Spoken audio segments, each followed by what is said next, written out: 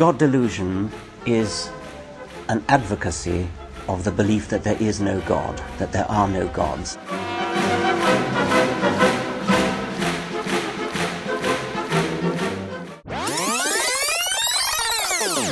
Of the belief that there is no God, that there are no gods.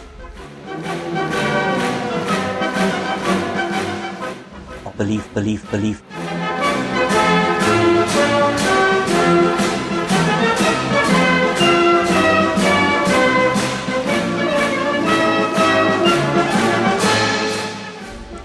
I think it's a very important and interesting question, because the great majority of people on this planet do believe that there is some kind of a supreme being, very different in different parts of the world.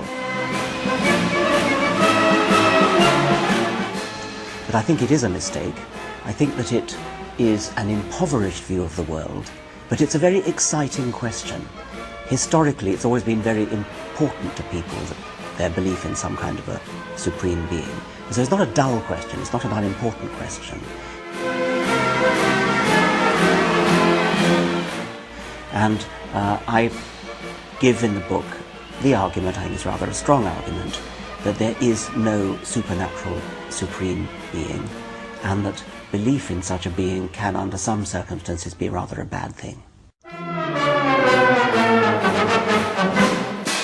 Central points I make in the book is that the existence of God is a scientific question.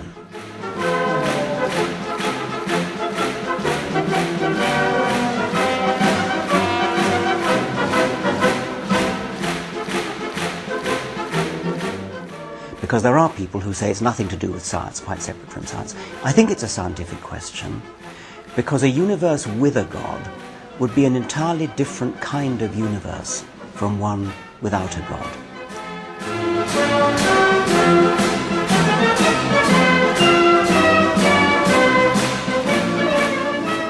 If you think about it, the universe without a God starts from essentially nothing.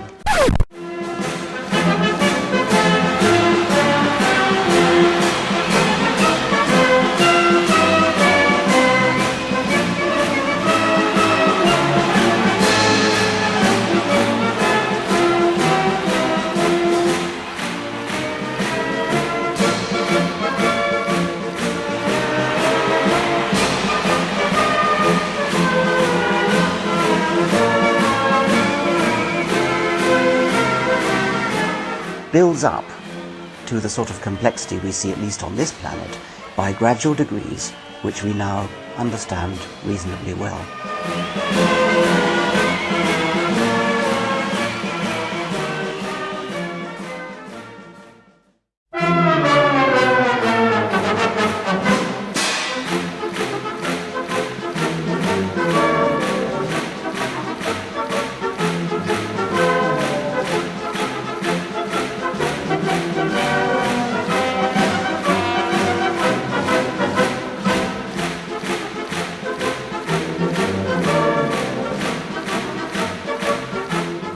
The alternative view, that there's a God who designed the universe, is shatteringly different.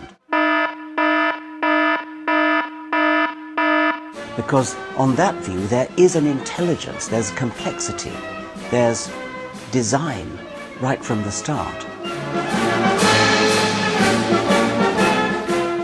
On my view, on the atheistic view, design, intelligence, complexity are all things that come late in the universe as a consequence of a slow and gradual process of evolution.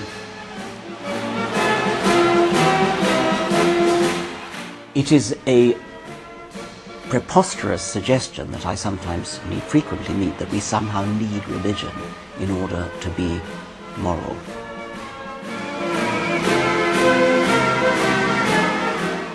If you think about that, there are only two ways in which religion, I think, could feed into morality. One way is that holy books could tell us what to do. And I hope that anybody who's read either the Old Testament or the Quran will never say that, because it would be quite appalling if we followed the Old Testament or the Quran in developing our morality. That's one way. The other way is that we are moral because we're frightened of God. We're moral because we want to go to heaven, we want to please God, we want to avoid going to hell. And that again is a pretty ignoble reason for being good. If I'm good, despite the fact that I don't believe in God, then isn't that a more noble reason for being good than somebody who is good only because they're frightened of being punished by God?